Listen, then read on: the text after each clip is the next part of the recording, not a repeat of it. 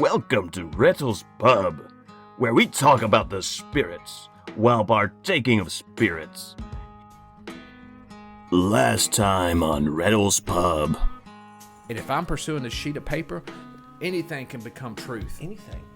If I'm not intuitive and I'm not discerning, and I used to hate that word because of because of the upbringing that we have. But now it's becoming to where I use discernment almost constantly in my life. That's right. I'm discerning everybody that comes in my life. I'm discerning what their motives are, who they are, and we have to do that. And we've so quantified that and written it down in formulaic. You know, We have libraries filled with that. Here are your hosts, Nate and Mason. shit where we can formulate in it the West. and that's one of the problems I have with some of the even non-Christian stuff, where it's spirituality, this manifestation stuff, where you follow these 4 steps and God will, or spirit will, or universe will, or source will give you $1 million. Okay, that may work, but you've quantified it in a certain way, and to me that's no different than witchcraft. That's right. And I'm not even talking about the good witchcraft, because for the record, I believe in good witchcraft. The shit, but it's that negative devil worship shit that I have a hard time believing in as well. That said, I'm probably gonna cut all this shit out because I'm a little bit excited. Don't do it, man. But you know what I'm saying? That got me irritated because it reminds me of who I was. It reminds me of, of the difference between me and this guy, and not that I'm anybody, is that I was calling truth as I saw it, which is Christianity does not exist. It doesn't change anybody's life. It makes no sense to me whatsoever. And so at my point, I'm like, fuck it. I'm not doing any of it. I'm pursuing truth. If I'm going to go Western civilization, logic, rational, then that's where I'm going. This kind of playing around with faith don't work. And that's what's funny to me, is that in my current situation, I have more faith today than I have ever had in my entire fucking life. And you also have spiritual wisdom. Well, I don't know about that. With I'm saying this some shit. comes spiritual wisdom. Because when you flow, or when you sow knowledge within the spiritual practices, right, and you collect those seeds, when you find yourself surrounded by things, by spiritual people, right, then you're like, you get to see the bullshit, because then you're like, that's not right. Well, here's what's funny to me. That's what I'm talking about. Here's Is you what- get around people and you're like, you don't need to be doing that. You know, I've talked about this in the past, where I have the ability somehow to read people pretty well. Very few people can get shit over on me.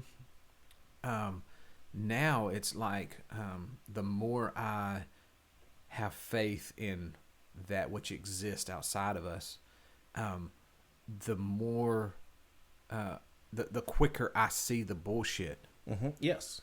But here's the other thing, and we're probably going to have a lot of conversations, because I've been having a lot of thoughts here the last few weeks that has nothing to do with reincarnation. In fact, we're not even fucking talking about reincarnation at this point. But we are, because what we're doing is we are discussing the things that we've learned.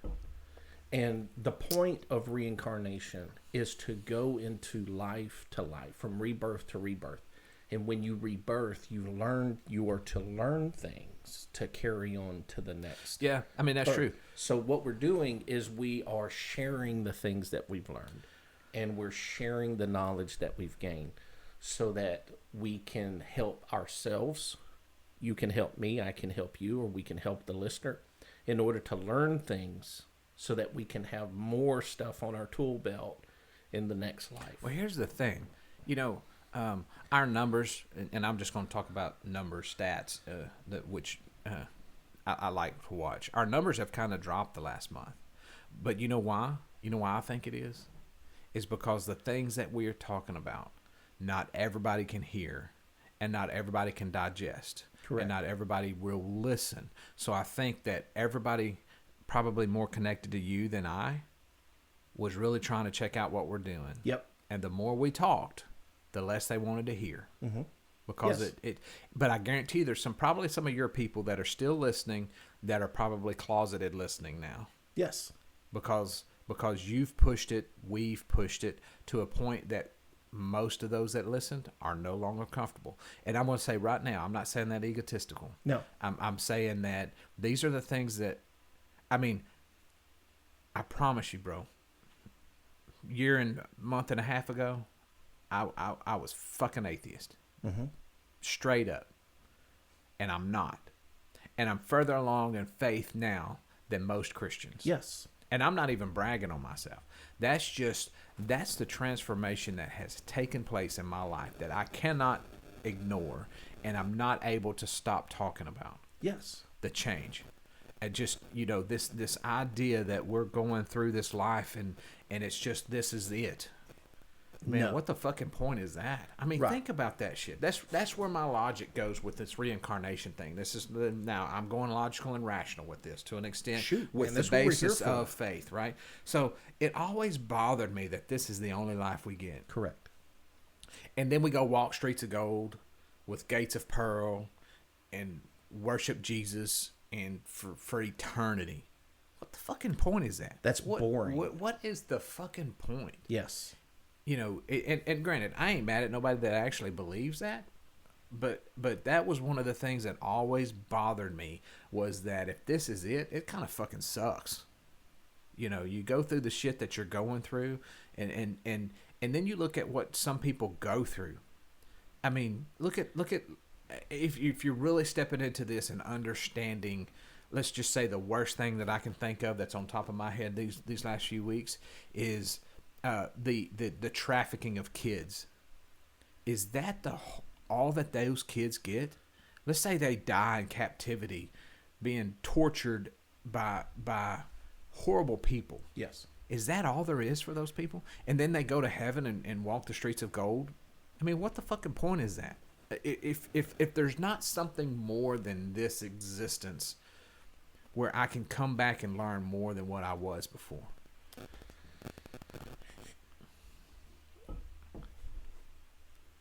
There is, I can't remember the website. It was a website. It was a article written by a seer, right? He made a statement.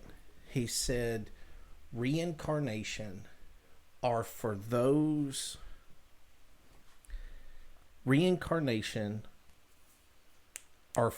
individuals who believe in the process and seek spirituality that accompanies the process.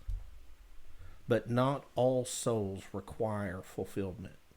Some individuals live a life filled with the experiences firmly rooted in their present lives, and they won't feel the need to mature.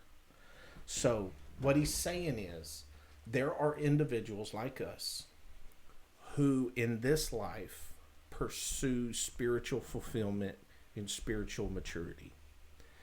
And because we have that passion and that drive, when there is a death and we are not, and we go to the other side of the veil, right? And this is how it plays out in my mind. We go to the other side of the veil and we're asked, are you spiritually fulfilled? No, because I feel that there's more that I need to learn. Well, then source, spirit, the divine first calls, God, whatever you want to call it, that which exists outside, will rebirth us back into life so that we can gain that maturity and that fulfillment as a blessing. I look at that as a blessing. But those who are spiritually immature, I don't even know what to call those individuals. But those individuals that look at life in the present as this is all we get, and this is all that we are to experience, the hell that we endure in this life, and then they will go to the other side. And they will be asked, are you spiritually fulfilled? Then they'll say, well, I don't know, right? Well, do you want to go and, spiritually mature? No. Well, then you get to stay, right? Then you get your gates of pearls, your golden streets. But if you think about it, there was a church father that stated that heaven was the most boring thing he had ever thought of. Because at the time it was, you die, you get your assigned cloud, and you get to check out your assigned harp, and you get to sit on your cloud and play your harp for all eternity for Jesus. Right. And he says that is the most boring concept of heaven that there is. Right? Who thought that shit up? That's some the same people who debated how many angels could fit on the tip of a pea. I'm going to say some shit right now that's going to piss some folks off. That's some Karl Marx kind of shit. Right. Lazy motherfucker sitting up there and like I just need my cloud and a harp. That's all I need. Oh, me. So for us, and I'm serious, I feel I identify with those that I don't feel spiritually mature or spiritually fulfilled. And there's more that I think that I can learn, that I can collect and garner, right? So I'm going to take an offshoot. You done? I mean, not that you have to be. Did you hear that tone? You done? You done yet? I'm throwing my pen down on that He doesn't throw his pen down. Throwing my pen down. So along these same lines, you know the 3 types of people considered by the Gnostics? No. Okay. So I learn me something. So you sent me a video. I don't know. It's been recently, and it's on YouTube, and it's the alchemist. It's that lady that's something alchemist. Yeah. I like her. So she turned me on to this shit, and so I'm probably supposed to talk a whole lot of shit right now. So just feel free to interrupt and ask questions as you need to. Oh, he's getting all exasperated. He gets all frustrated because I ain't letting him talk. Would you slip him a 20 so we can get this over so with? we can shut the fuck up. So, and this is not just Gnosticism. In many different types of beliefs, not necessarily spiritual beliefs, there's 3 different types of people, and they almost always correspond to the same kind of idea. Cool. They are the pneumatics, the psychics, and the last one is the material. So what do those mean? The pneumatics, and I may be saying those completely incorrect, and by pneumatics it's Pneumatic. Mm-hmm. Pneumatic says those are the people that hear something and they believe, or they know something. They're not that it's almost as though your knower knows. You know how you say that? Your knower knows. Yeah, I like those that. are the pneumatics. The next set is the psychics, and the psychics are not like they can tell the future like what we think of as psychics. Yeah, no. The psychics are those who, once they're shown, then they believe, right? So they don't believe from the knower knows. They believe after the knower says, hey, this is what I believe, and then they start believing that. Cool. Right? And the material are incapable of understanding. Wow. And some people believe, like Dolores Cannon, go check her out on YouTube, guys. Dolores Cannon. She's the grandmother. Yeah, she's got some YouTube shit. She calls those types of people, the latter ones, the material people, background people. Ooh. What we would consider them in these days, and the Duke will appreciate this reference. What we would consider the material these days. Get your checkbook out. Yeah, I need another 50. So that I need all your money at this point. What the material and / background, what that would be considered in our current environment, is the NPC, the non-playable character, who has no ability to really communicate or have any conversation with, because they don't care. They're only here to live their life. They're only here to pay taxes and discuss percentage and rates. Maybe they only exist if we see them. Dude. If you want to get down into some philosophy and some of this understanding of, I've been going down this idea of the matrix and whether we actually live in a matrix or not. Yeah. They would be the guys that just kind of bump into the walls all the time. You know what I'm saying? They just bump into the walls. Like they it's kind of this weird, like, I work with somebody right now. I swear she's not real. Like the light, like, you know how some people's the light don't go off in their eyes? She's like that. Sweet as can be. She's dumb as rocks. Those are the people, okay, then that's a label. Those are the people that when I get in a conversation with them, because I can't I don't relate to a lot of things in society. I can't read things. It doesn't compute, right? Anyway.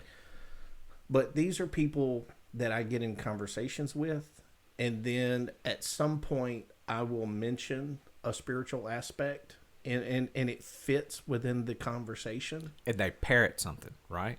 No, either number one, they will go that you will see their eyes, and it'll just like life will leave, like, and you're looking at them, and then you just feel that your words just went. As long as you were talking about ball games, as long as you were talking about, Halloween being a demonic holiday, right? Or theology, or house percentage rates, right? Or paying bills, there's life there, right?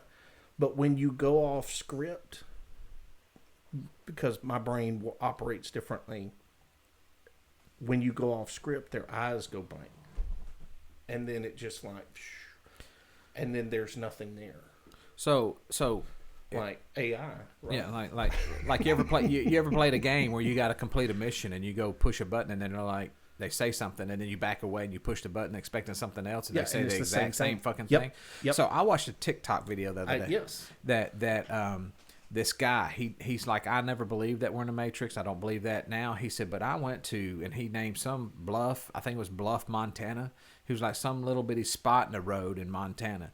He said, I get there, and this is the way he told it. And I'm probably going to add some stuff to it because I don't remember it off the top of my head. But he's talking about how they pull into Bluff, Montana, or whatever this place was. Montana. And he said we check into the hotel room. And the person that checked us in had a phrase that they said. We went to the restaurant, asked about a menu, asked about something on the menu. The waitress said something exactly the same thing that the person behind the desk at the hotel said. Went to the grocery store to buy something, asked a question of somebody that worked there. They said the exact same thing that the other two said. So they went to 4 or 5 places where the person that they asked a question about on how to do something or what to do said the exact same thing. And that one thing was, I'm new here. Let me go find out for you. And he said it's almost like no one was expecting me to go to Bluff, and so they created all these people real quick because, and none of them knew how to do their job. He was like, almost everyone we talked to, it was something like that. That's like X-Files stuff, bro. Yeah. He said, now, I don't know that we live in a Matrix, but that's some weird shit. Anyway, so what got me started all this, and this is all culminating into something here. So one of the things that and this really has come out of my understanding of reincarnation, these concepts that I'm about to hit, and feel free to interrupt or ask questions or whatever, or even contradict, because that's the difference between myself and Mason is I tend to, these are just my thought processes. These are the streams of thought that I'm having, and often, and I said that in the last few episodes, that most of these things are just things I'm thinking, and they're not necessarily true, and I don't even know that they're fact, but they're processes that I'm going through to understand. The one thing that I have to work on with my ego, I guess, supposedly, is that I don't really like to read other people's shit. I agree with that. Especially if it's commentary, because I want my thoughts to be my own, such as they are. Yeah. I want to be able to come to conclusions without being guided and directed by... Oh, that's what I was saying. I don't like to read commentary. I mean, I don't mind reading commentary, but I don't like to base my thought processes on commentary. I like to try my best to go through the process in my brain to come to my own conclusions, because I think often what we read in commentary is one person's thought who may have been influenced by someone else. And I don't have a problem with other people influencing me and having these questions. I have a problem when those questions come through a gatekeeper. Yes. Or those thoughts come through a gatekeeper, which is what I see preachers. Yep. That's all I see. So these thought processes that reincarnation has kicked off. So, and I think I mentioned this briefly the last time or the time before that we recorded, that I'm not 100% on this. but I have seriously began to believe in this understanding of fate, of whatever you want to call that. And the more I think about it, the more freeing I become. The more freed, the less bondage I find myself in. And what I mean by that is that if we're looking at reincarnation and this understanding of different things, then we begin to understand that one of the things that specifically when it talks about the twin flame stuff, and even not twin flame, but twin flame kind of kicked me along these ideas that when we incarnate, our soul sends us here to learn very specific lessons. It wants to experience. So, in my understanding, the experience of the purpose of reincarnation is not necessarily just to ascend further, although that is a lot of it, most of it. But it is also to experience various feelings and various experiences and to go through those things so that it understands better this life on earth. And so when you start looking at it that way, we often and I don't like to look at things as something sits outside of ourselves and then is like the bearded God that sits on high. That's not what I'm talking about. I think our soul sends us here to learn certain things. Sometimes that's ascendance. Most times, probably. Sometimes that's just they want to experience the joy and pain and pleasure and all these things of what life holds, because humanity has a very specific experience that we perform. And so if that is the case in reincarnation, then I have to also understand that everything that I experience has been pre-planned. Yes. It has been put in before me to make certain decisions. And so I've actually started to become to this understanding that I don't think I actually make any decisions. Yes, I do make decisions, but to quote scripture, man deviseth his way, but the Lord orders his steps. And so to me, and I just got chill bumps off that shit, to me that means if I take it out of the Christian realm, I'm using that Christian realm as an understanding for the listeners who are mostly probably in some sort of Christian or came out of Christianity. If I take that out and put it in my current environment, my current belief, that my soul, which does not actually exist in me right now, what exists in me now is my spirit. The soul is not outside me per se, but it is not the spirit that exists in me. And so if my soul has come and ordered my steps, so that might experience the various experiences that my body is going to go through. This meat shell, this meat suit, this meat suit that I wear. You know, if it is going to experience the various things in human existence, and it wants to experience specific things, then the things that I decide to do are not my decision. It's been set in front of me. My steps have been ordered so that no matter what decision I make, it's the proper decision, because the decision is not right or wrong. The decision is the decision. The result of that decision is the purpose. So if I make an incorrect decision, quote unquote, or I make a wrong decision and it causes pain in my life, perhaps that pain is exactly what I'm supposed to experience so that I can move to a higher level of consciousness. Or maybe that decision is about pleasure. But it's not about pleasure. It's about the decision. And that decision brings about pleasure so that my spirit can experience that pleasure, and therefore I can ascend into a higher level of consciousness. And so the understanding that I've become, like you and I talked before we start recording about how the last few weeks have been just extremely good for me. And it's not and it's funny because it's not been the funnest thing. I've had some shit happen that was really, really not the greatest thing that's ever happened to me. But I'm okay with that because I've understand that experience that is in front of me and those decisions that are made in front of me and that I have made or maybe someone else has made that's caused me to do some certain things or caused pain in my life, I no longer am mad at that person. Yes. Because I truly have become to believe that step was ordered by that which exists outside of us, so that my soul can experience that and and ascend to a higher level of understanding. Christina Lopes, we've mentioned her. Christina Lopes, great teacher, by the way. She makes a statement. She makes her belief and what she teaches is that when we are on the other side of the veil, we have when we die, we have, what is it when they go in the military and you debriefing. When we die, we have a debriefing, right? But before we start our next journey, right, we have a planning session. We have a planning session with Kendall and you, or with Duke and Nate and Sissy and your coworker, right? We all sit around and we have a planning session. And it's like, you remember when you used to read a lot when I was a kid. And I remember you had a book. I don't know what it was called, but it was a book that had plan your own ending.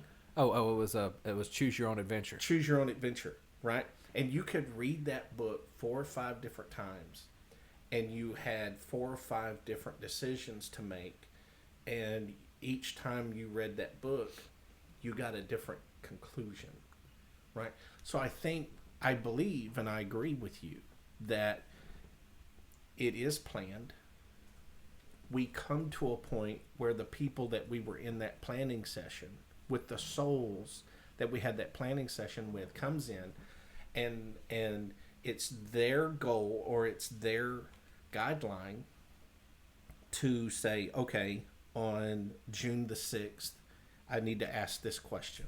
Or on June the 6th, I need to do this, or I need to say this, or I need to create this, so that we all can, so that our souls can all experience what we need to experience in order to move on. Does that make sense? Yeah. So I agree with you.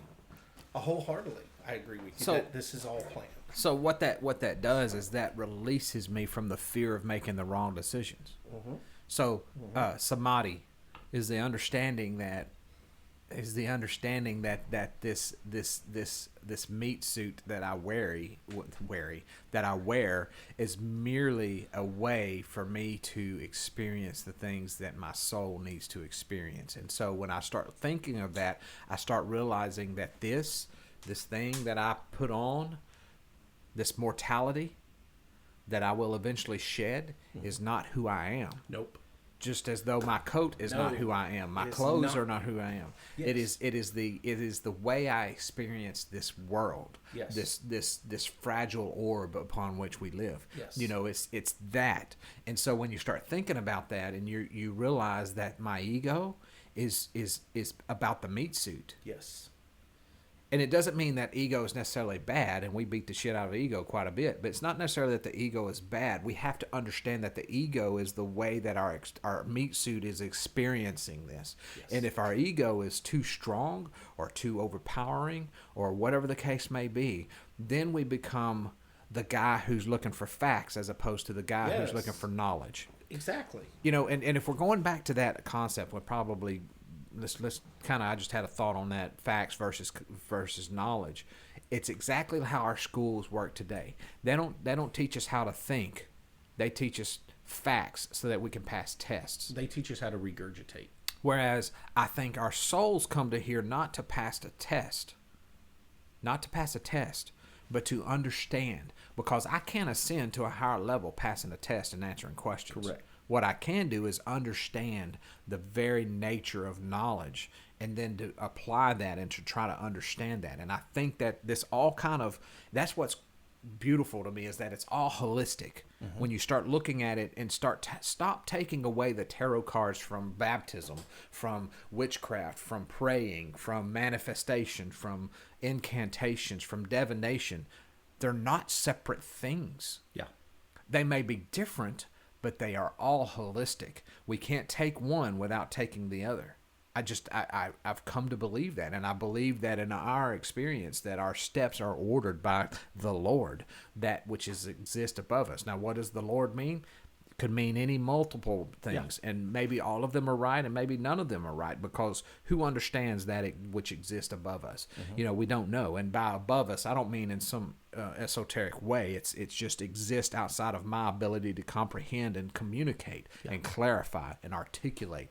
That's the problem. And we, as humans, in our ego, want to articulate. That's one of the things I struggle with the most, is that I want to articulate this experience that I'm having so that the Duke can understand what I've experienced, because I want to witness and save people. Note, I want to do it. Yep. As opposed to me just saying the things that I believe, and if you don't like it, that's not my problem. Nope. I'm not bought into that at all. You not believing me is not on me. Yep. Because I'm not that which exists outside. And if you think about it, Jesus was the same way. Yeah. He was just going to live his life and walk down the path and change the water into wine and create loaves of bread out of a single loaf and walk on the water and do all these things. And he said, I am the way. I'm your example. But he didn't say worship him. No. I don't think he ever said worship him. Worship me, for I am God. No. No, he pointed. He pointed. That's what he pointed to the Father. I'm the way, but I'm the example. That's where we need to get to. So my whole thing with all that is where that has become freeing to me is that where I used to. So if you look at anxiety and depression is usually the regrets of the past. It's when you're looking in the past and regretting what you've done. And so you're depressed about the things you can't change and you've went through. Whereas anxiety is fear of the future, where you're worried about what's going to happen next, what's coming next, what's coming. Well, when you start thinking about your steps being ordered by the Lord, then all of a sudden you realize it doesn't fucking matter what you chose back then. It was the exact same. It was the exact right thing. I like to say, and I've been saying this to people, it was a perfect step. It was a perfect step for what you needed at that very perfect time. Yep. I came into someone's life, and they came into my life at the exact perfect time to cause my awakening. And you know what? The steps that both of us had taken were not probably the correct steps in our minds, in our logic, in our rational thought process. But it was the steps that were ordered. By the soul. And because of that, I truly believe that the two of us had an awakening. Yep. And you know what? My awakening is going different than this other person's awakening, and that's okay because their steps are ordered by the Lord. They will make it to where... And so some of these manifestation things I really like the idea of. Like one of the ones that everybody says is, that which is mine will come to me upon the time that is supposed to come to me. Yes. And while that's so esoteric, and some people are like, that's hoogie boogie stuff. Yeah, that's that voodoo shit that we're sacrificing chickens in the backyard and shit.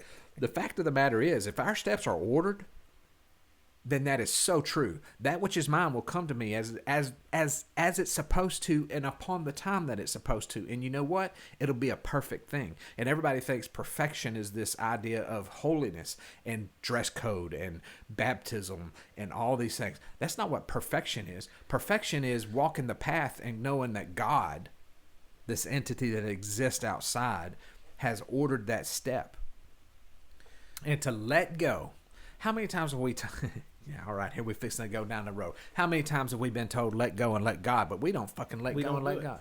We let go and let God as long as God fits within my box. A couple of years ago, I come to the understanding that when you pray, from a Christian point of view, right? Because that's all I know, right? Well, it's not, but from a Christian point of view, when you pray and you ask for something, bam, this is what I asked for. Point A. This is what I need. This is what I think I need. Or this is what I think needs to be done. Right? If you ask the scripture, if you ask believing, right? And if you ask in accordance with the will of God, right? He will fulfill that. God will fulfill that. Right? But what will happen is God will answer that prayer immediately in the timeline that it's most effective. Is that most effective moment right now? Or is that most effective moment 5 years from now, 5 months from now, 5 minutes from now? So it will come when it, what was it that you stated when you, about manifestation? It will come when it's perfect timing. When it's in perfect timing. So we pray, God answers it. But he may have answered it in 6 months. But he answered it that immediately. But it'll arrive on our timeline right when it needs to arrive. And we get upset when it's not right here, right now. Well, that's because we've rationalized it to say that if I pray for it now, then I need it right now. Well, or we rationalize it because we say this: I have the dress code. Oh, yeah. I said the magic words. I come to your church 3 times a week. I pay my seed offering. Yeah. And I do all of this conditional. And what we've done is we've prostituted that which exists outside of us. And we've cheapened that. And why would Spirit even want to fulfill that if we've cheapened that experience or we've cheapened that relationship? And here's the big question. Now we're kind of getting outside of this. The steps are ordered, not necessarily, but here's the big question: is how often do those steps, maybe the Lord, that which exists outside, changes the order? Yes. Because we've got our hand out trying to get something, as opposed to just stepping the paths, keeping it right here. You know, and that's the reason why I say I probably have more faith right now than I ever have, because I don't really give a shit about the next step. Correct. It's going to be what it's going to be. Correct. And so many people use that "it is what it is" as a flippancy, as a way to just say, oh, well, it is what it is. But there's a part of me that's like, that's not necessarily too far from the truth. If I have faith that my steps are ordered, then it is what it is. Yes. I've learned to use the word and to understand the concept of the mystery of spirit. The mystery.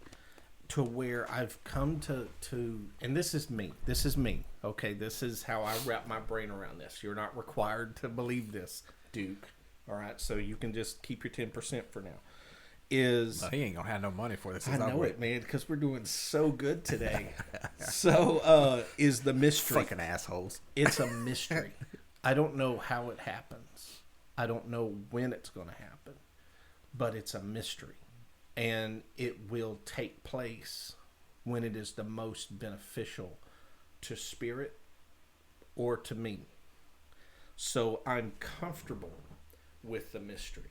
I'm comfortable, and that's where I love the Orthodox Church, is I'm very comfortable now with the faith, but I'm very comfortable with the mystery, is not knowing. I'm comfortable with looking in the glass darkling, right, and only seeing a hint of something, because when it's time for it to arrive at its most perfect moment, it will be wonderful. It'll be amazing, right? Well, I often look at it as, you know, if we're looking at it to that extent, I often look at, you know, people worry about their lives being a mess. Yeah. Because it's a mess. Yeah. And often it is. But they often look at their lives as a mess, and they don't think that there is anything that they can bring to the table because their life is a mess. Mm-hmm. And I've gotten to where I don't believe that. Yes. And nobody should really believe that, because No. it's kind of a silly thing. The problem is that people see that and refuse to speak because they don't think they have their life's too messy in order to do that. And to me, I with this understanding of the ordered steps, it doesn't matter that your life is a mess. Correct. You're going to do and say that one thing that I need to hear at Yes. the perfect moment. And it doesn't matter that your life is a mess, because your step is ordered as much as mine is. And so I try to hear. Here we go. I try to have ears so that I might hear what the Lord speaketh through whomever he chooses to speak it to. Mm-hmm. Through, regardless of their messy life, regardless of whether I consider them sinners or not, regardless of whether they do drugs or not, regardless of whether they prostitute themselves or not, regardless of, think of the worst possible person that you would ever listen to. And if you ignore them, what does the scripture say? Sometimes God sends angels so that unawares. So you don't even know it's an angel. Yep. And what is an angel? Maybe an angel is that individual that's in a messy life, and God has ordered their steps to say something specifically that they don't even think is spiritual, and it changes your life. So, with that being said, Jesus teaches to love your neighbor as you love yourself. Number one, you love God. This are the two rules. Two rules of Jesus. Love God, love your neighbor. Right? It's very clear on that. And then Jesus also taught that you are God's. You are God's. And the kingdom of heaven is in you. Did he say that you are God's and the kingdom of heaven is in you because you have a large gold portfolio? Or that you have a church of running of 500? Or you have 2 businesses under your belt? Or because you have an expensive house? Or because you have a certification from the UPC. Yeah, exactly. Was that a stipulation? No. Number one, you are God's. Number 2, the kingdom of heaven is in you. Number 3, love God, he that exists outside of us, and love your neighbor. So why do we not ignore people? Is because, number 1, they could be an angel unaware. Number 1. Number 2, we are supposed to look at our neighbor as the embodiment of God, and that our neighbor within our neighbor is the kingdom of heaven, regardless of what they look like, regardless of their lifestyle. So when they come into our circle, we are to reverence them as a higher being like us. And number 2, whatever they say, is it helpful or harmful? If it's harmful, it's bullshit, throw it out. If it's helpful, then that is what I needed at the moment that I needed it. It arrived right when I needed it. Which is why we use discernment. And here's another thing. We have so factualized religion and spirituality, i.e. your friend that talked about the tarot cards, until he no longer needs to use discernment because he's got the facts. And when you have the facts but no discernment, you can be sent a lie and be damned. Exactly. And that's usually what happens, because if we're talking tarot cards, you've got your facts, but you've got your discernment. Which do you choose to choose? Which path do you choose to go down? The one that is the most spiritual or the one that is most carnal? Yep. And if I'm carnal, I'm going to go with the facts. Just the facts, ma'am. That's all I need is the facts. I don't need any of this spirituality shit. I don't need none of that. Especially if it fits outside of what I think my facts dictate to me. If I read the Bible and it says, repent, be baptized in the name of Jesus for the remission of sins, and that's the only fact I have, without understanding that there's more to life than outside the scriptures, than what is found in the scriptures, I should say. There's more to spirituality than what is written in a book of facts. Up next on Rettals Pub. There has to be a balance between logic and intuition, between fact and discernment. You have to have a balance. If you do not have a balance, then you're nothing more than a rowboat circling